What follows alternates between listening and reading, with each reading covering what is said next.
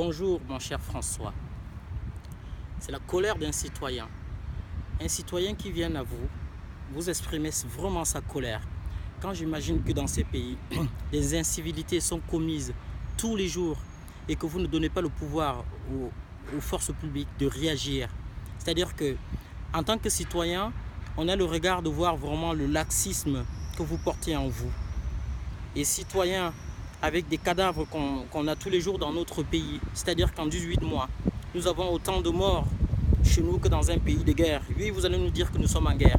Mais quand on est en guerre et quand on connaît la signification de guerre, on réagit comme si on était vraiment en guerre. Donc je ne pense pas que, en vue de vos paroles, il y a l'acte qui suit. Sincèrement, vous imaginez qu'il y a 84 personnes qui sont mortes le 14 juillet en France, à Nice, avec un camion qui roule à près de 2 km. Vous allez nous dire qu'il y avait force de l'ordre sur place? Je ne pense pas. Et même s'il y avait force de l'ordre, vous n'avez pas ordre de réagir. Parce que je pense une seule chose, c'est que si vous étiez sur les lieux, ces camions-là n'auraient pas fait 30 mètres. Donc je pense que dans notre pseudo-démocratie que vous chantez tous les jours, vous avez des leçons à apprendre. Et que dans cette pseudo-démocratie, s'il existait une petite part de ce que vous allez appeler dictature, ça serait encore mieux dans notre pays. Nous, concitoyens, on serait protégés. Donc vous ne nous protégez pas. Donc vous avez encore autour de vous des alliés qui peuvent vous donner de la leçon. Je parle particulièrement des gens comme en Israël. C'est un pays qui est en guerre et ces choses-là n'arriveraient jamais chez eux. Je pense encore en Russie, par exemple. Je pense que M. Poutine pourrait vous donner des leçons. Comment est-ce qu'on fait pour tenir un pays? Quelle est l'attitude d'un chef d'État? Et encore, même ne serait-ce qu'en Afrique, chez comment on va l'appeler? C'est-à-dire que Monsieur Déby, il pourrait encore vous donner la leçon. Comment est-ce qu'on fait pour tenir un peuple? Ou ne serait-ce qu'ici en Turquie. Voilà encore des exemples que Monsieur Erdogan pourrait vous dire comment est-ce qu'on fait pour tenir un peuple. C'est-à-dire que vous n'avez pas le charisme de pouvoir tenir le peuple français. Un si beau pays que vous le détruisez, que vous êtes en train de le détruire. Sincèrement, imaginez un peu ce qu'était la France d'autrefois et la France d'aujourd'hui. Elle est là dans les mains de quoi? Des technocrates qui n'arrivent pas à prendre des décisions. Que le pragmatisme est celui qui est sorti de leur vocabulaire. Et je pense que le conseil qu'on pourrait vous donner, rapprochez-vous ne serait-ce que autour des chefs d'entreprise français qui prennent des décisions tous les jours avec un tel pragmatisme.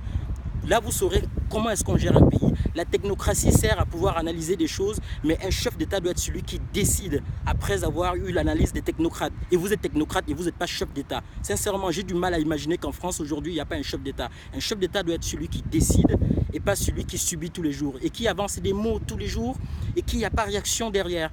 Donc je suis désolé, ne serait-ce que c'est-à-dire que la population qui suit, que suis-je ou bien que mes concitoyens le vivent encore tous les jours.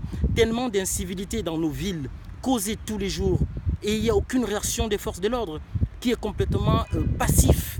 Pas passif parce qu'ils ne sont pas formés, parce qu'ils ne peuvent pas réagir, mais parce que vous ne leur ordonnez pas de réagir. Et vous croyez que les gens qui viennent d'ailleurs, qu'ils arrivent dans notre pays, vous croyez qu'est-ce qu'ils vont faire? Mais ils vont encore pire, nous tuer tels qu'ils sont en train de le faire tous les jours. Parce que déjà, à l'extérieur, on voit ce qui se passe à l'intérieur. On voit tous les jours des gens qui vont brûler des voitures, qui vont faire ce qu'ils veulent et qui n'ont aucune sanction au bout. Donc forcément, ils prennent des armes comme ils veulent et quand ils veulent, et même des voitures et même des couteaux, ils réagissent tels qu'ils peuvent réagir. Donc je pense une seule chose, si j'ai des leçons à vous donner, Monsieur le Président, et vos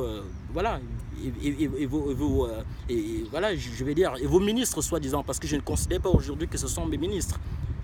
Si j'ai conseil à vous donner, sincèrement, le mot pragmatisme doit être quelque chose que vous allez encore regarder encore dans le vocabulaire, sa signification, et vous allez agir.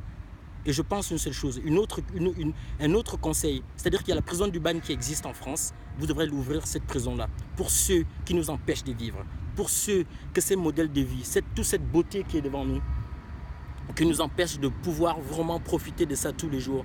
C'est aussi simple que ça. C'est une question qui n'est pas compliquée. Et si on a fait des erreurs sur l'accompagnement de certaines personnes qu'on a pu accueillir dans ces pays, il faut le reconnaître et puis faire machine arrière et reprendre vraiment les choses en main. Donc je pense sincèrement que vous avez fait 4 ans au pouvoir et que la France est restée pendant 4 ans sans président.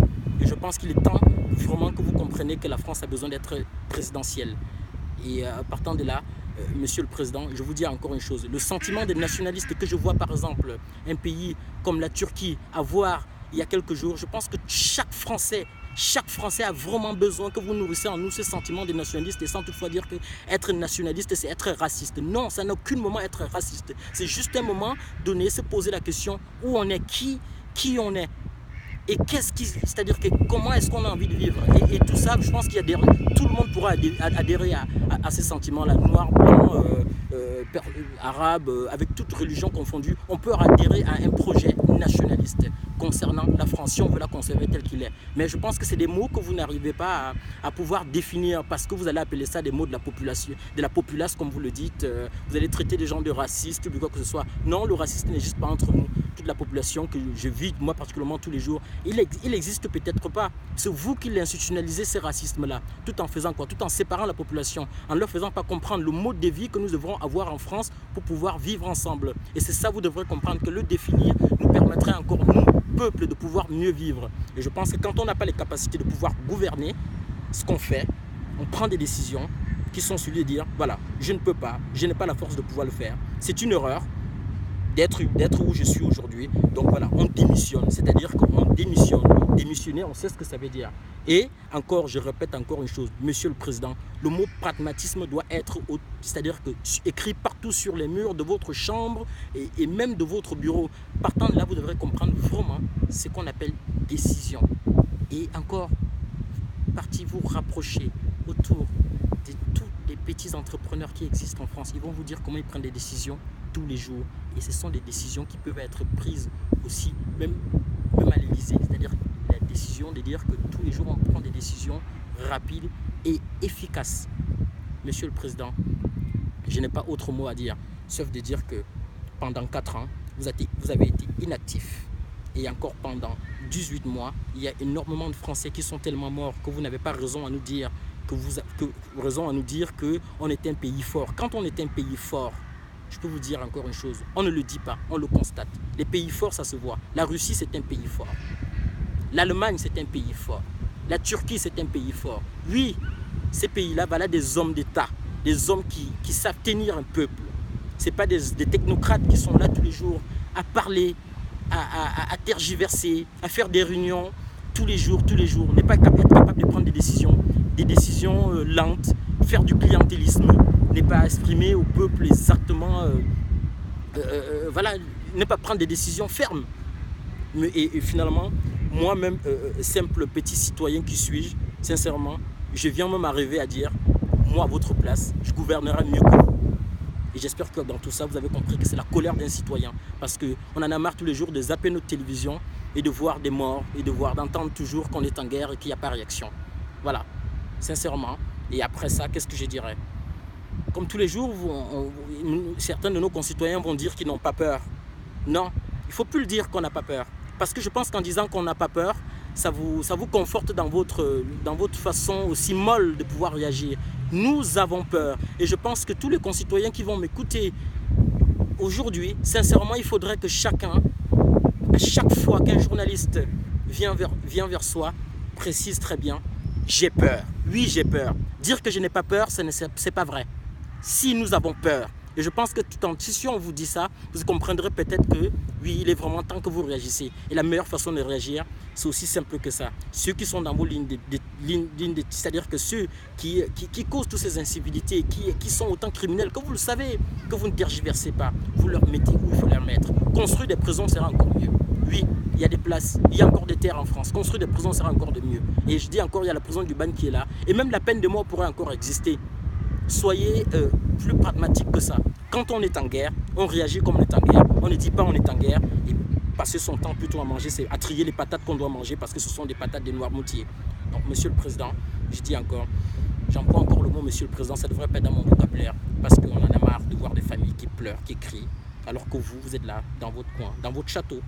Voilà, rien ne peut vous arriver. Et je suis donc sûr encore et certain, je répète encore une chose, un camion qui roule pendant 2 km avec des gens, qui écrase des gens pendant 2 km, si vous étiez sur place, ça ne serait jamais arrivé. Ça ne serait jamais arrivé. J'ai dit très bien. Donc vous valez plus que 3 millions de francs, 3000 Français qui étaient là sur place ces jours-là. Non, vous ne valez pas plus qu'eux. Donc aussi simple que ça. Vous savez ce que vous allez nous dire? il y avait des barrières. Ils ont traversé des barrières. Pourquoi ils ont traversé des barrières? Vous croyez que les policiers qui étaient sur place ne pouvaient pas faire feu? Ils pouvaient faire feu parce qu'ils sont extrêmement formés. Ils sont vraiment aguerris. Mais parce que vous ne leur donnez pas ordre d'agir. Voilà. Et aujourd'hui, vous nous demandez quoi? Vous nous demandez quoi? D'aller aujourd'hui s'engager? Non, on ne s'engagerait pas. On ne s'engagerait pas parce que moi, particulièrement, oui, j'ai les capacités, j'ai encore l'âge de pouvoir m'engager. Mais je ne m'engagerai pas aussi simple que ça parce que je pense que on ne me donnerait pas des ordres d'agir. Je serais formé pour ne pas agir. À quoi sert d'être formé? Je ne pense pas que la police, on a forcément besoin de plus de policiers ou bien de plus d'armées, de plus de personnes à l'armée que ça. Non, on a juste besoin de leur donner l'autorisation de réagir. Et un peu de dictature dans notre pseudo-démocratie ferait du mieux à la population. Et je dis encore à mes chers concitoyens, excusez-moi, c'était encore juste la colère d'un citoyen. Et chacun devrait s'exprimer autant. Voilà, la parole était à vous, la parole était pour moi. Bonne journée ou bonne soirée à vous. Merci.